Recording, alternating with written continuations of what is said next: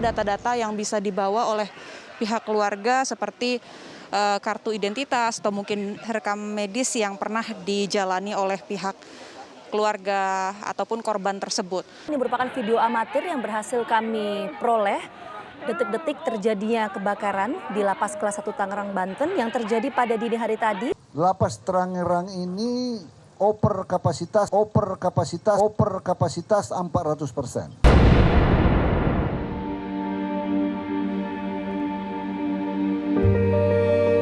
Situasi rutan kelas 1 Cipinang ini pasti akan melebihi kapasitasnya. Rutan tidak bisa melakukan social distancing. Kalau sudah overcrowded, gimana kita mau social distancing ya? Kamar 12 orang. Kalau sudah di blok susah untuk social distancing. Di sini kan overkapasitas. Kadang-kadang nggak kuat juga gitu, lemas. akan lebih banyak lagi masalah-masalah kesehatan yang timbul. Diakses oleh publiknya juga jadi rebutan. Jadi overcrowd di dalam itu mengakibatkan overcrowd di luar juga. Lapas dan rutan itu udah parah banget. Makanya kita keluarkan kebijakan waktu COVID itu asimilasi. Dikeluarkan 42.000 saja masih over kapasitas. Selasar di gang-gang tidur. Aneh. Lebih dari 50% manusianya itu adalah kejahatan narkoba.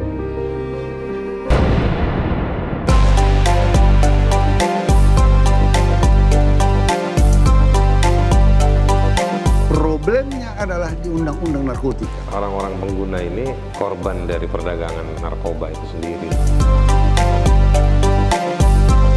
Hulunya itu di sana perbaikan undang-undang narkotika dan pemakai jangan masukkan ke dalam. Karena apa? Dampaknya semua ada di lembaga pemasyarakatan. Karena kalau kita masukkan pemakai ke dalam, orang candu dimasukkan ke dalam, tidak direhabilitasi, di dalam ada kurir, di dalam ada bandar, apa yang terjadi? Pasar. Karena dalam penjara mereka bisa mengontrol pasarnya, mengontrol perdagangan. Hal ini justru akan memunculkan potensi kejahatan baru di dalam. Pemasyarakatan kehilangan identitasnya sebagai tempat untuk memperbaiki orang, tapi justru malah menciptakan kejahatan baru.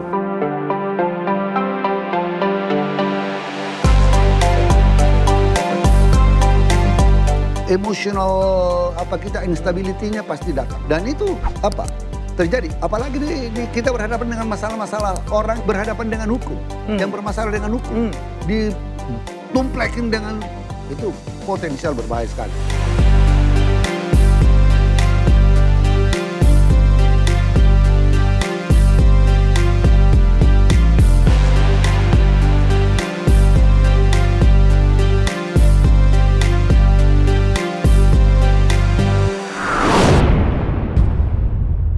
Saya khawatir jumlah orang di penjaranya tambah tinggi, tapi kapasitas negara mensupport pembiayaannya nggak setinggi orang yang ada di dalam itu. Jadi memang ada indikator-indikator yang perlu kita lihat lagi baik-baik.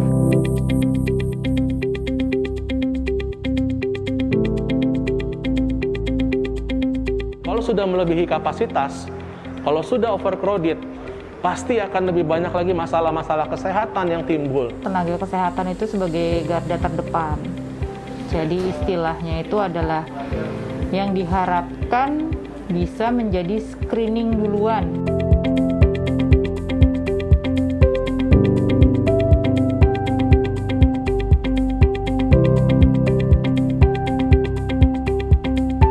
Jenis penyakit, pasti lebih banyak penyakit itu infeksi menular.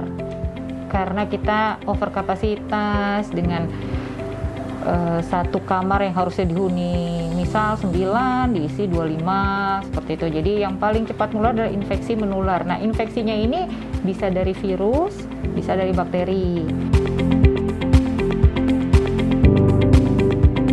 Masyarakat kita tiap hari jumlahnya dan pemikirannya berkembang dan bertumbuh. Nah, itu nggak ada yang mau ngerespon. Orang sibuk sama dirinya sendiri.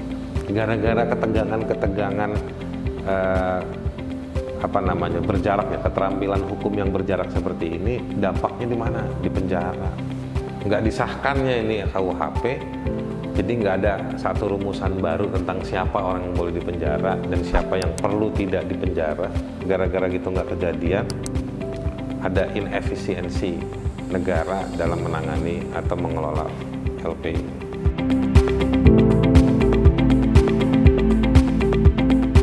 Warga binaan pemasyarakatan di DKI Jakarta jumlahnya adalah 18.138 orang pada 8 lapas rutan dan LPKA. Padahal untuk kapasitas hanya untuk 5.791 orang.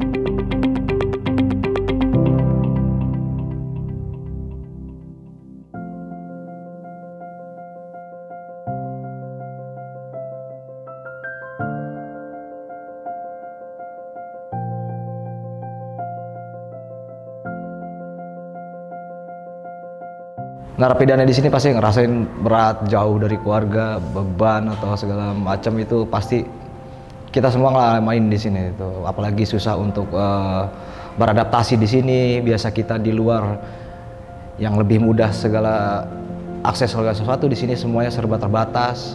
Masuk angin aja begini nih, kena kipas angin gitu. Di kamar 12 orang. Saya berstatus pasal 127 yaitu rehabilitasi. Seharusnya saya itu dihukum sebagai rehabilitasi karena saya cuma hanya pemakai, bukan pengedar.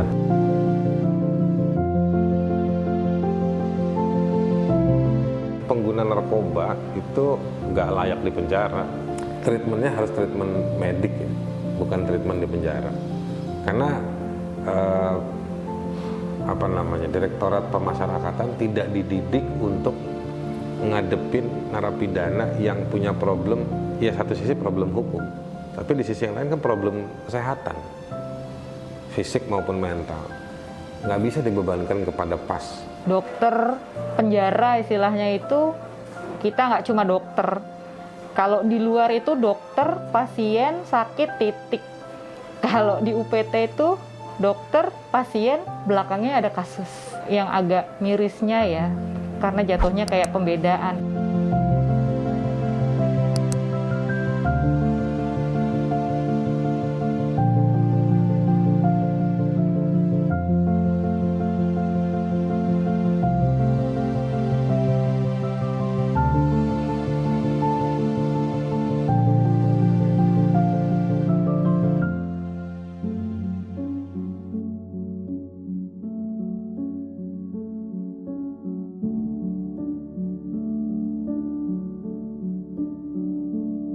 Yang mau dibilang bandar, ini kan kompartemen bisnisnya.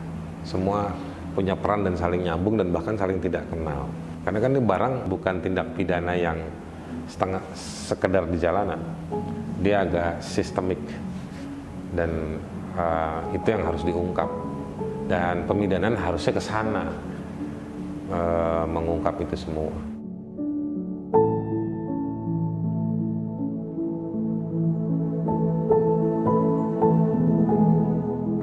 Penghukuman itu dia lebih kaya varian-variannya dan lebih komprehensif bergeraknya. Jadi bukan sekedar ingin memenjarakan orang gitu. Perbuatan yang masuk kategori tindak pidana itu nggak melulu ancamannya dengan pemenjaraan.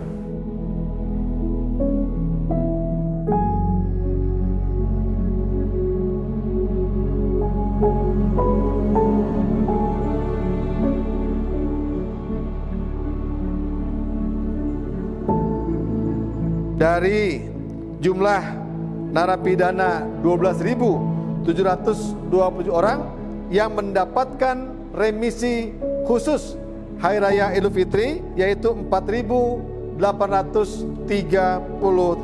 orang. Jadi kalau memang ada asimilasi atau proses PB, CB atau CMB yang memang bisa dimaksimalkan, itu akan sangat mengurangi beban Rutan Cipinang sendiri.